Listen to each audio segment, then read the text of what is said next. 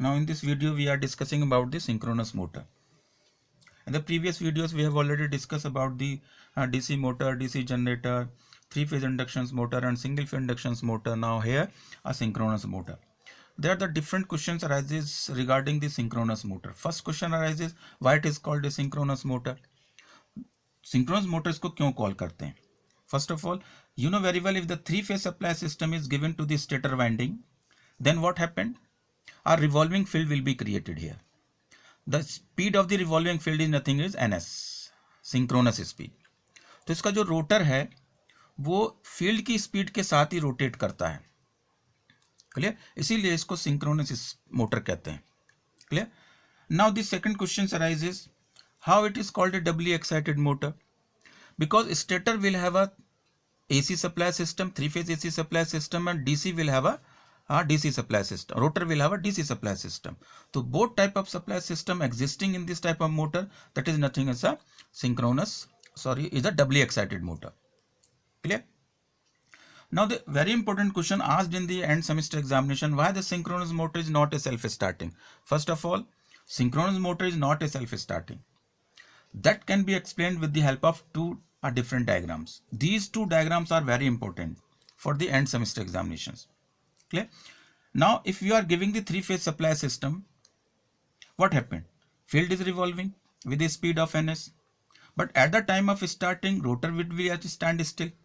Now you are giving the DC supply system, then pole will be created over the rotor.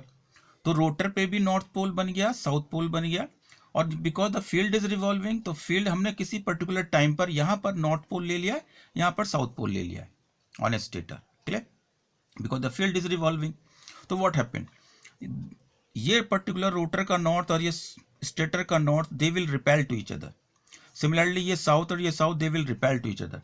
तो rotor will start to rotate in anti-clockwise direction. A torque acting in a anti-clockwise direction. I am taking the T1 which is acting on a rotor in anti-clockwise directions. Clear? इससे पहले कि ये rotor rotate करे, ये अपनी position को change कर लेगा. स्टेटर पे साउथ पोल आ जाएगा या नॉर्थ पोल आ जाएगा. Then what happened, then south and north, rotor का नॉर्थ, स्टेटर का south, they will attract to each other. Then similarly they will attract to each other and they will create a torque in a clockwise directions. Clear? The T2 is in a clockwise directions and T1 is anti-clockwise directions. और because the field की जो speed है, it should be very very high, synchronous speed. तो ये बहुत frequently change होते हैं.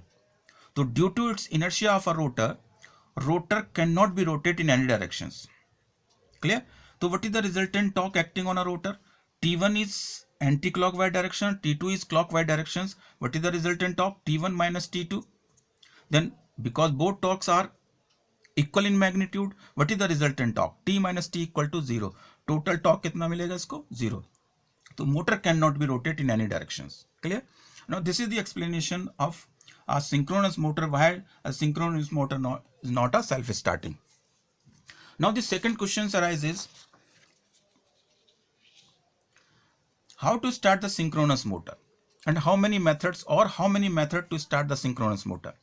So I am indicating a T diagram here. Starting of synchronous motor, it will have a three different categories by which we can start the synchronous motor. First is the damper winding, second is the prime movers, and the third is the slip ring induction motor. Clear? Now what is the damper winding? Damper winding methods. In this particular diagram,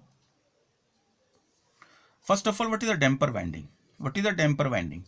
Now the damper conductors are placed on the slot of the pole faces. These are the slot on a pole faces. तो हमने इसमें क्या करा है कि हमने ये heavy copper bars को एम्बेडेड कर दिया है, ठीक है, और इसको शॉर्ट सर्किट कर दिया है. तो it means it will have a another winding except then the DC, DC type of winding है. तो इट मीन्स जब ये फील्ड रोटेट करेगा after giving the three phase supply system, तो व्हाट हैपेंड, इसमें क्या करेगा, ये रोटर कंडक्टर को कट करेगा, और इस रोटर कंडक्टर में मीन्स ये हैवी कॉपर बार्स को कट करेगा, और हैवी कॉपर बार्स को कट करके इसमें EMF क्रिएट करेगा, और EMF क्रिएट करेगा तो EMF क्रिएट ईएमएफ क्रिएट होगा और ईएमएफ से करंट मिलेगा, करंट इसको एक पर्टिकुलर डायरेक्शन में रोटेट करा देगा, नाउ इन दिस डायरेक्शन। ठीक है, जब ये rotor nearer to the synchronous speed आपका रोटेट करना शुरू करेगा तो उस केस में क्या होगा कि जो नॉर्थ, जो यहाँ पर स्टेटर फील्ड का जो नॉर्थ पोल है, सॉरी साउथ पोल है, और रोटर का जो नॉर्थ है वो स्टेटर के साउथ पोल के साथ में क्या करेगा, ये एक अट्रैक्ट कर लेगा। ठीक है, तो ये इसको हम कहते हैं कि ये कंडीशन क्या बनेगी, ये इसको अट्रैक्ट कर लेगा और ये लॉक्ड हो जाएगा। इसी को हम कहते हैं मैग्नेटिक लॉकिंग। तो जब ये लॉकिंग कंडीशंस पे आ जाएगा तो उस केस में क्या होगा कि ये रोटर जिस फील्ड से रोटेट कर रहा उसी फील्ड से ये रोटर भी रोटेट करना शुरू कर देगा। तो that is nothing, it's a damper winding starting. Clear. और ये हमारे पास after giving the supply system the pole की स्ट्रेंथ की बढ़ाया जाता है ताकि वो इसकी पोल की स्ट्रेंथ बढ़ा के इसको अट्रैक्ट कर ले। ठीक है, now this second method is external prime mover. What is the mean by prime mover? Prime mover हम उसको कहते हैं कि जो भी प्राइमरी डिवाइस है जो जनरेटर को या उसके रोटर को रोटेट कराए। तो आई एम सेइंग हियर कि यहाँ पर मैंने ये छोटा डिवाइस लिया है, ये आपका प्राइम मूवर है। ये एक छोटी पोनी मोटर भी हो सकता है, ये आपका डीसी मोटर भी हो सकता है। ना after giving the 3-phase supply system but motor can not be rotate, then that rotor of the synchronous motor is rotating with the help of this prime mover. हमने इस मोटर के help से इसको कपलिंग के through इसके rotor को connect किया हुआ है ताकि ये जो है रोटेट करना शुरू कर देगा। और जब इसकी स्पीड सिंक्रोनस स्पीड के नियर अबाउट पहुंचेगा तब we are giving the supply DC supply system to the rotor and the motor further accelerate with the help to the asynchronous speed and motor will start or motor will run with the help of with the speed of synchronous speed. Clear?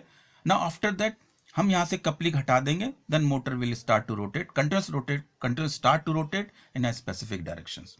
So this particular methods we are using a pony motor or by using a DC machine coupled to it here. Clear? Now the third method is as a slip ring induction motor. It means जो synchronous motor है हम उसको हमने क्या किया हुआ है as a slip ring induction motor use कर लिया है। ठीक है, उसका रीजन क्या है कि जो रोटर वाइंडिंग है, रोटर वाइंडिंग पे हमने एक्सटर्नल रेजिस्टेंस कनेक्ट किया हुआ है here. ठीक है, आप क्लियर, 3 डिफरेंट रेजिस्टेंस है। तो it means it will start to rotate with the help of this rotor resistances. और जब जैसे जैसे ये सिंक्रोनस स्पीड के नियर अबाउट पहुंचेगा देन हमने डीटी स्विच को हमने triple pole double throw switch से हमको इसको कंट्रोल करके हम इसको शिफ्ट कर देंगे डीसी सप्लाई सिस्टम पर। और जब डीसी सप्लाई सिस्टम पे कर देंगे तो it means rotor is connected to the DC supply system और उस कंडीशन में ये आपका फर्दर इंटरलॉक करेगा स्टेटर का नॉर्थ रोटर के साउथ को लॉक कर देगा, मैग्नेटिक लॉकिंग हो जाएगी और motor will rotate with the same speed which is generally known as a synchronous speed or a field speed. Clear? Now in this condition here, this is the supply current, DC supply current to here. Now here this is a it's a positive terminal is here and it's a negative terminal is here because the current is entering like this here and then goes to a negative terminal. Clear? There is no need to draw the this particular diagram in the end semester examinations. Clear? बस ये understand के लिए है कि आप इसको कैसे use करते हैं। ठीक है, तो there are the many methods to start the synchronous motor. Okay, thank you.